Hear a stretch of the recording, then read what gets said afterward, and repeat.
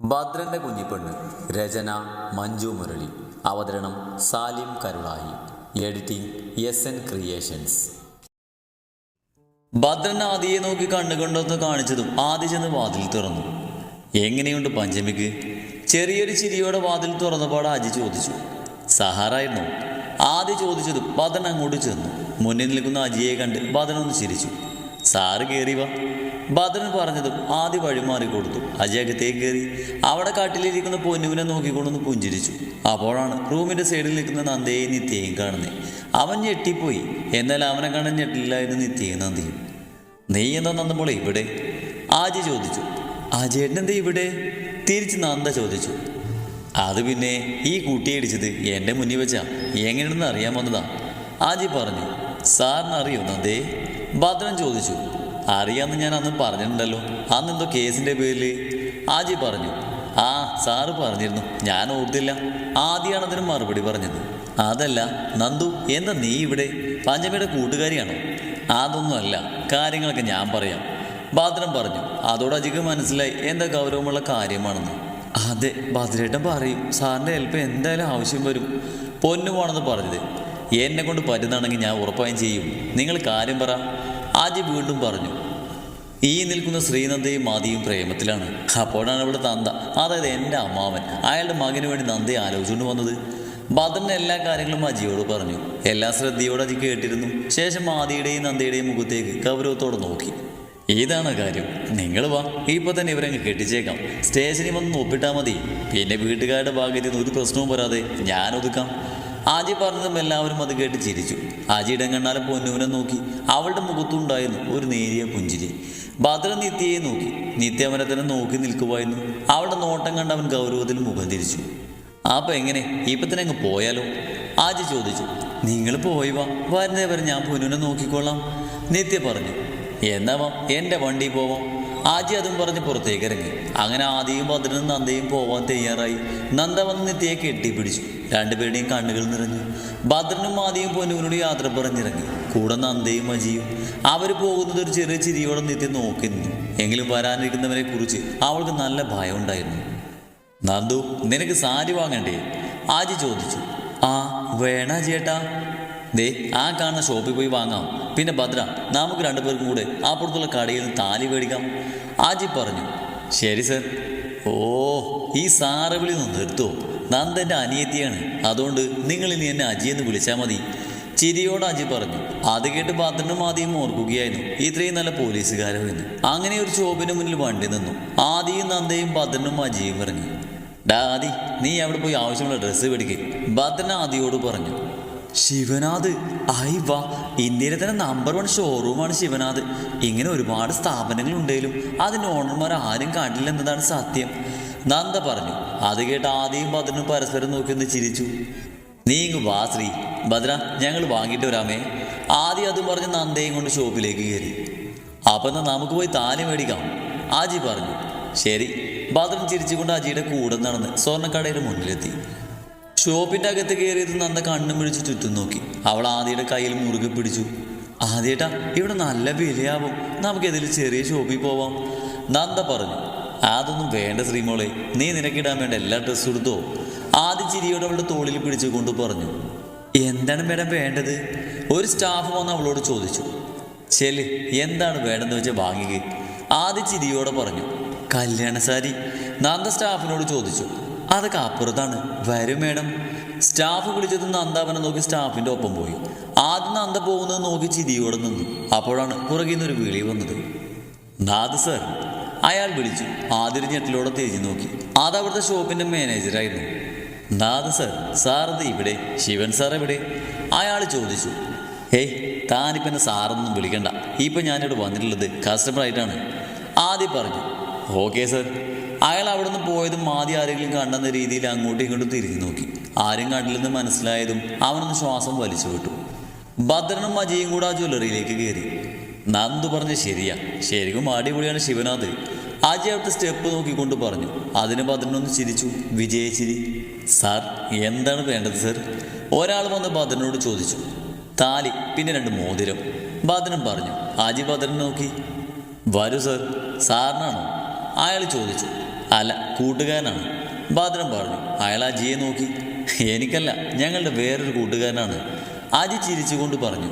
അതോടെ അയാൾ താലിയും മോതിരവും എടുത്ത് ഭദ്രനും അജിയും കാണിക്കാൻ തുടങ്ങി. ഭദ്രനും അജിയും അതെല്ലാം എടുത്ത് നോക്കാൻ തുടങ്ങി. എന്നാൽ അവർ രണ്ടുപേരും കണ്ടില്ല അവരെ വീക്ഷിച്ചുകൊണ്ടിരിക്കുന്ന കണ്ണുകളെ. തിരച്ചിലിനൊടുവിൽ നന്ദൊരു സാരി എടുത്തു. ആദ്യയെ കാണിച്ചപ്പോൾ അവനും ഇഷ്ടമായി. അങ്ങനെ ആ ഒരു സാരിയും നോർമലായി ഇടാനുള്ള ഡ്രസ്സും ആദ്യക്കുള്ള മുണ്ട് ഷർട്ടും എല്ലാം വാങ്ങി പാക്ക് ചെയ്യാൻ കൊടുത്തിട്ട് നന്ദ ആദ്യയുടെ അടുത്തേക്ക് നടന്നു. ആദ്യേട്ടാ, ഇനി ഫാൻസി സാധനങ്ങൾ കൂടെ മേടിക്കണം. ഇവിടെ തന്നെ 3ാമത്തെ ഫ്ലോറിലുണ്ടാവും. നന്ദ ആദ്യയുടെ കൈയും പിടിച്ചുകൊണ്ട് പറഞ്ഞു. അത് കേട്ട് ആദ്യം ഒന്ന് ചിരിച്ചു. നീ പോയി മേടിച്ചിട്ട് വാ, ഞാനപ്പോഴേക്കും എല്ലാത്തിൻ്റെ ബില്ല് കൊടുക്കാം. ആദ്യ പറഞ്ഞു. നന്ദ ചിരിച്ചുകൊണ്ട് 3ാമത്തെ ഫ്ലോറിലേക്ക് പോയി. അപ്പോഴേക്കും അവൾ വാങ്ങിയത് പാക്ക് ചെയ്ത് ആദ്യയുടെ കയ്യിൽ കൊടുത്തിരുന്നു. നന്ദ 3ാമത്തെ ഫ്ലോറിൽ പോയി അവൾക്ക് വേണ്ട ഫാൻസി ഐറ്റംസ് ഒക്കെ വാങ്ങി പാക്ക് ചെയ്യാൻ കൊടുത്തു. ശേഷം അവൾ താഴേക്ക് ചെന്നു. അവിടെ എല്ലാ സാധനങ്ങളുമായി ആദ്യ നിൽപ്പുണ്ടായിരുന്നു. എല്ലാം കിട്ടിയോ ആദ്യേട്ടാ? ബില്ല് സെറ്റിൽ ചെയ്തോ? നന്ദ ചോദിച്ചു. നീ വാങ്ങിയതെല്ലാം കിട്ടിയിട്ടുണ്ട്, ബില്ല് സെറ്റിൽ ചെയ്തു, വാ. ആദ്യ പറഞ്ഞതും നന്ദ ആദ്യയുടെ കയ്യിൽ പിടിച്ച് പുറത്തേക്ക് ഇറങ്ങി. ഭദ്രനും അജിയും കൂടെ താലിയും മോതിരവും വാങ്ങി. അജി വണ്ടി എടുക്കാനായി പുറത്തേക്ക് ഇറങ്ങി. കൂടെ ഭദ്രൻ ഇറങ്ങി. അപ്പോഴേക്കും പുറത്ത് ആദ്യയും നന്ദയും നിൽക്കുന്നുണ്ടായിരുന്നു. ഭദ്രൻ വാങ്ങിയ സാധനങ്ങളുമായി അവരുടെ അടുത്തേക്ക് ചെന്നു. എല്ലാം വാങ്ങിച്ചോടാ? ഭദ്രൻ ചോദിച്ചു. ആ ഷോപ്പ് ബാക്കി വെച്ചിട്ടുണ്ട് ഭദ്രേട്ടാ. നന്ദ പറഞ്ഞതും ഭദ്രനും ആദിയും ചിരിച്ചു. അപ്പോഴേക്കും അജി ജീപ്പുമായി വന്നു.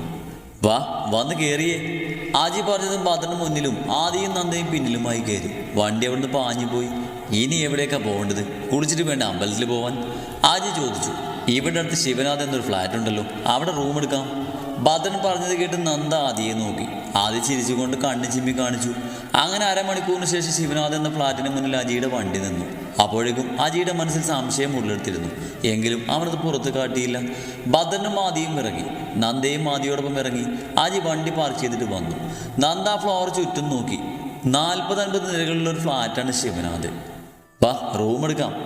ആദ്യം പറഞ്ഞതും അവനെ കയ്യിൽ പിടിച്ച് ഡ്രസ്സുമായി നന്ദ നടന്നു. ഭദ്രന് മുന്നിലുണ്ടായിരുന്നു, അജി അവരുടെ പിന്നിലും. അങ്ങനെ അവർ റൂം എടുത്തു. ഫസ്റ്റ് ഫ്ലോറിൽ തന്നെ അവർക്ക് റൂം കിട്ടി. ആദിയും നന്ദയും അജയും ഭദ്രനും റൂമിൽ കയറി. നന്ദ റൂം മൊത്തത്തിലൊന്ന് നോക്കി. നല്ല വലിപ്പമുള്ളൊരു ഹാള്. നന്ദ ആദിയെ നോക്കി. അപ്പോഴും അവൻ്റെ മുഖത്ത് ചെറു ചിരിയായിരുന്നു. മോളെ നന്ദു, നീ പോയി കുളിച്ച് ഡ്രസ്സ് മാറി വാ, ഭദ്രൻ പറഞ്ഞു. നന്ദ കയ്യിലെ ഡ്രസ്സുമായി റൂമിലേക്ക് കയറി. അവളുടെ പിന്നാലെ പോവാൻ നിന്ന ആദിയെ അജി വിളിച്ചു. അളിയ ആദി, ഒരു റൂമിൽ ഒരു ബാത്റൂമിലേ ഉള്ളൂ, അതുകൊണ്ട് മോനി റൂമിലേക്ക് പോകും. ആജി പറഞ്ഞതും ആദ്യം ഭദ്രനെ നോക്കി.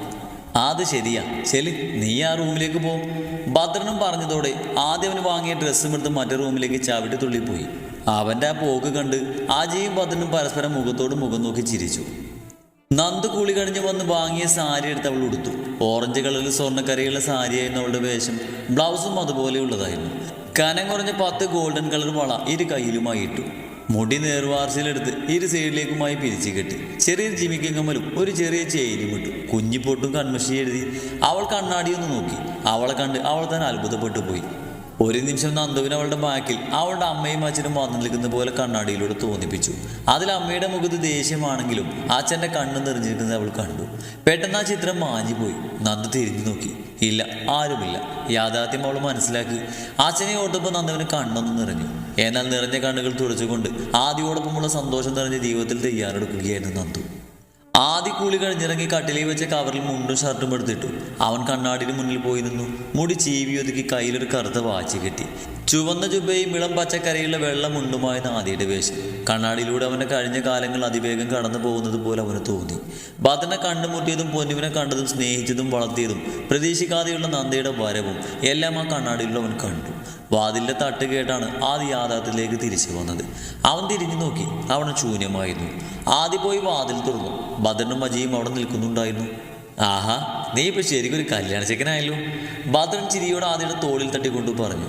അജി ചിരിയോട് ആദിയെ നോക്കി. വാ, നമുക്ക് വേഗം ഇറങ്ങണം. ആജി പറഞ്ഞതും ആദ്യ റൂമിൽ നിന്നിറങ്ങി. ആദ്യ ഹാളിലേക്ക് നോക്കി.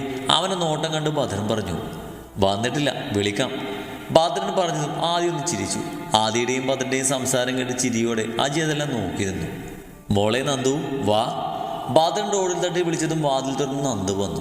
അവളെ കണ്ട് ആദ്യ കണ്ണും പിടിച്ചു നിന്നു. നന്ദുവിൽ നിന്ന് കണ്ണെടുക്കാൻ ആദ്യക്ക് തോന്നിയില്ല. അളിയ ആദി, കെട്ട് കഴിഞ്ഞിട്ട് സമയം പോലെ നോക്കാം. ഇങ്ങനെ നോക്കിയാൽ ആ കൊച്ചു ചോര പാർന്ന് വീഴും. ആദ്യ പറഞ്ഞത് കേട്ട് ആദ്യ ചമ്മിയെ ചിരിച്ചിരിച്ചു. ഭദ്രേട്ടാ, അജയേട്ടാ, ആദ്യേട്ടാ, എങ്ങനെയുണ്ട് എന്നെ കാണാൻ? നന്ദ സാരിയുടെ തുമ്പ് പിടുത്തിക്കൊണ്ട് ചോദിച്ചു. പിന്നെ അടിപൊളിയായിട്ടുണ്ട്. അതെ, പാടത്ത് കോലം കിട്ടിയ പോലെ ഉണ്ട്. ആജി പൂജിച്ചുകൊണ്ട് പറഞ്ഞു. നന്ദു ചിണുങ്ങിക്കൊണ്ട് ആദിയെ നോക്കി. നല്ല ഭംഗിയുണ്ട് ശ്രീമോളെ കാണാൻ. ആദ്യ നന്ദിയുടെ അടുത്ത് പോയി പറഞ്ഞു. നന്ദ ആദിയോട് ചേർന്ന് നിന്നു. എൻ്റെ ആദ്യേട്ടനെ കാണാൻ നല്ല ഭംഗിയുണ്ട്, സുന്ദരനായിട്ടുണ്ട്. ആദ്യയുടെ ഷർട്ടിന്റെ പാട്ടിൽ ബില്ലൊടിച്ചുകൊണ്ട് നന്ദു പറഞ്ഞു. അവര് പരസ്പരം മറക്കുന്നു കണ്ട അജിയും ഭദ്രനും പരസ്പരം നോക്കി. ഭദ്രന്റെ സൗണ്ട് കേട്ട് ആദിയും നന്ദയും ഞെട്ടിക്കൊണ്ട് പിന്മാറി. നന്ദ ചമ്മയെ ചിരിച്ചിരിച്ചുകൊണ്ട് തല താഴ്ത്തി. ഭദ്രനും അജിയും ആദിയെ നോക്കി ആക്കിയെ ചിരിച്ചിരിച്ചു. ബാ, എനിക്ക് കല്യാണം കഴിക്കണം. ആദ്യം പറഞ്ഞതും എല്ലാവരും ചിരിയോടെ ആദിയെ നോക്കി. ശേഷം ആ ഫ്ലാറ്റ് വിട്ട് പുറത്തേക്ക് ഇറങ്ങി. ഭദ്രന്റെ കയ്യിൽ ആദിക്കും നന്ദക്കും വേണ്ടി മേടിച്ച താലിയും മോതിരവും ഉണ്ടായിരുന്നു. ഫ്ലാറ്റിന് പുറത്തെത്തി ആദ്യം ജീപ്പ് എടുത്തു. ഭദ്രന് മുന്നിലും ആദിയും നന്ദയും പിന്നിലുമായി കയറി. കോട്ടയത്തെ പ്രശസ്ത ശിവക്ഷേത്രത്തിലേക്കാണ് അജിയുടെ വണ്ടി പാഞ്ഞത്. 2 മണിക്കൂറിനുള്ളിൽ തിരുനക്കര മഹാദേവ ക്ഷേത്രത്തിന്റെ അടുത്തായി അജിയുടെ ജീപ്പ് നിന്നു. ഭദ്രനും ആദിയും നന്ദയും ജീപ്പിൽ നിന്നിറങ്ങി ചുറ്റും നോക്കി. കോട്ടയം ജില്ലയിലെ പ്രശസ്തമായ ശിവക്ഷേത്രങ്ങളിൽ ഒന്ന്, അതിപുരാതനമായ ശിവക്ഷേത്രമാണിത്. ആജി അവരോട് പറഞ്ഞു. ഇതൊക്കെ അവർക്ക് അറിയാമെങ്കിലും ആജിയുടെ വിവരണം അവർക്ക് ഇഷ്ടമായിരുന്നു. നിങ്ങളിവിടെ നിൽക്ക്, ഞാൻ പൂമാല വാങ്ങിയേച്ചും വരാം. ആജി അതും പറഞ്ഞ് അമ്പല പരിസരത്തിൽ പൂ വിൽക്കുന്നവരിൽ നിന്നും 2 പൂമാല വാങ്ങിക്കൊണ്ട് വന്നു. ചെരുപ്പ് അവിടെ അയച്ചിട്ട് നടയിലേക്ക് കയറി നിൽക്കടാ. ഭദ്രൻ പറഞ്ഞതും ആദിയും നന്ദയും ചെരുപ്പഴിച്ച് നടയിലേക്ക് കയറി നിന്നു. കൂടാജിയും ഭദ്രനും മഹാദേവനെ സാക്ഷിയാക്കി താലി കെട്ടി. ഭദ്രൻ വാങ്ങിയ താലി ആദിക്ക് നേരെ നീട്ടിക്കൊണ്ടു പറഞ്ഞു. ആദ്യ ആ താലിയിലേക്ക് നന്ദയുടെ മുഖത്തേക്ക് നോക്കി. നന്ദയുടെ കണ്ണിൽ നീർത്തിളക്കം. ആദ്യ ആ താലി കയ്യിലെടുത്ത് നെഞ്ചോട് ചേർത്ത് മഹാദേവനോട് പ്രാർത്ഥിച്ചു. നന്ദയുടെ മുഖത്തേക്കും ഭദ്രന്റെയും അജിയുടെയും മുഖത്തേക്ക് നോക്കിയ ശേഷം ആദ്യ നന്ദയുടെ കഴുത്തിലേക്ക് ആ താലി ചേർത്തി. ആദ്യയുടെ കൈ വിറച്ചു, കണ്ണ് നിറഞ്ഞു. നന്ദയുടെ കണ്ണ് നിറഞ്ഞൊഴുകി. അജി നീട്ടിയ സിന്ദൂരച്ചെപ്പിൽ നിന്നും ഒരു സിന്ദൂരമെടുത്ത് ആദ്യ നന്ദയുടെ സീമന്തരേഖ ചുവപ്പിച്ചു. നന്ദ കണ്ണുകൾ ഇറുകിയടിച്ചു. പരസ്പരം കണ്ണിലേക്ക് നോക്കി മോതിരം കൈമാറി. പൂമാലകളും അണിയിച്ചു. ആദ്യ നന്ദയെ തന്റെ പ്രാണന്റെ പാതിയാക്കി താലി ചേർത്തി. വാദ്യമേളങ്ങളില്ലാതെ ആരുടെയും അനുഗ്രഹങ്ങളില്ലാതെ ഇരുവരുടെയും പ്രണയത്തെ നേടിയെടുത്തിരുന്നു. നന്ദയുടെ കൈ പിടിച്ച് ആദിയുടെ കയ്യിലേക്ക് ഏൽപ്പിക്കുമ്പോൾ അജിയുടെ കണ്ണ് നിറഞ്ഞു. അവന്റെ പോലീസുകാരനെ അല്ല അപ്പോൾ അജിയും ഭദ്രനും കാണുന്നത്, പകരം ഒരേട്ടനെയായിരുന്നു. പെങ്ങളെ കൈ പിടിച്ച് ഏൽപ്പിക്കുന്ന ഒരു ഏട്ടനെ. ആദ്യ നന്ദയെ ചേർത്ത് പിടിച്ചുകൊണ്ട് നെറ്റിയിൽ അവന്റെ ചുണ്ടുകൾ പതിപ്പിച്ചു. അത് സ്വീകരിച്ചെന്ന പോലെ നന്ദയുടെ മിഴികൾ കൂമ്പിയടഞ്ഞു.